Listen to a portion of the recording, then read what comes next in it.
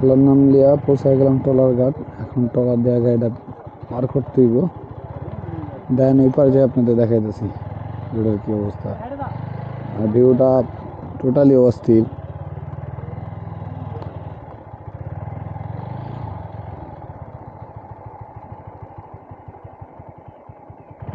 ভাই যারা এরকম পারাপার করেন নদী, গাড়ি নিয়ে একটু সাবধান, কারণ প্রফেশনাল মানুষ ছাড়া এগুলো নামানো একটা রিস্ক। কারণ একটু ভুলে গাড়ি পুড়ে যেতে পারে, ঠিক নাই।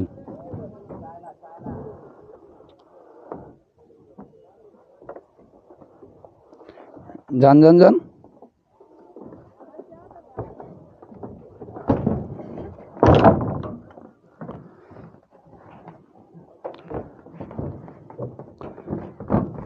যারা সবসময় উঠা নামানো করে তাদেরকে দিয়ে এই গাড়ি নামানো উচিত, উঠানো উচিত।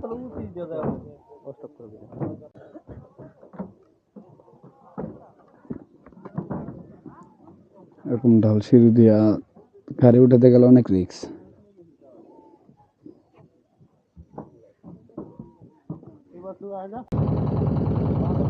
আল্লাহর অপরূপ সৌন্দর্য।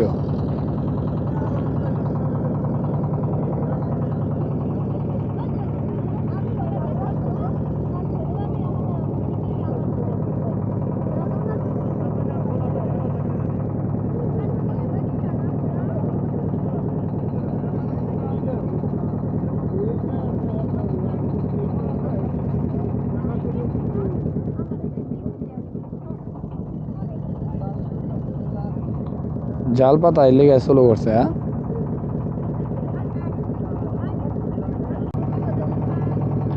আমরা এখন আছি মুলাদি উপজেলায়। এখন এখান থেকে আমরা শরীয়তপুরের রাস্তা ধরার চিন্তা ভাবনা আছে। গ্রামের সৌন্দর্যটা অপরূপ দৃশ্য।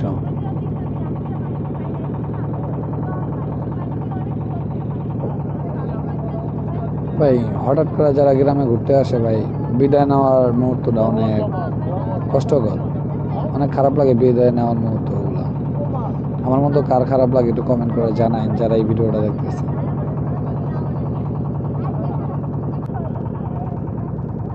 আমরা ঘাটের প্রায় কাছাকাছি পড়ছি। হ্যাঁ, এই ঘাটের নাম কি?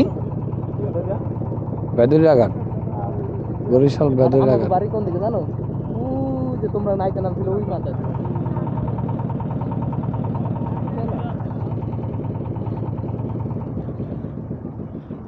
আর এই গাড়ি আমরা সেই ওদিকে দেখছিলাম, ওই যে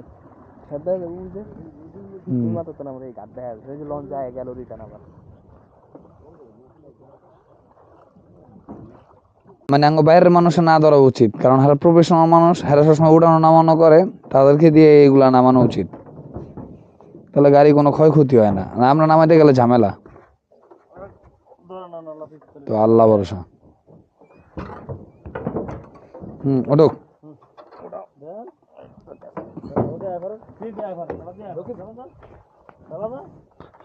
কারণ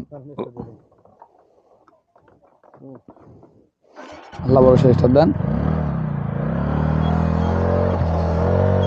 এই তো গেছে।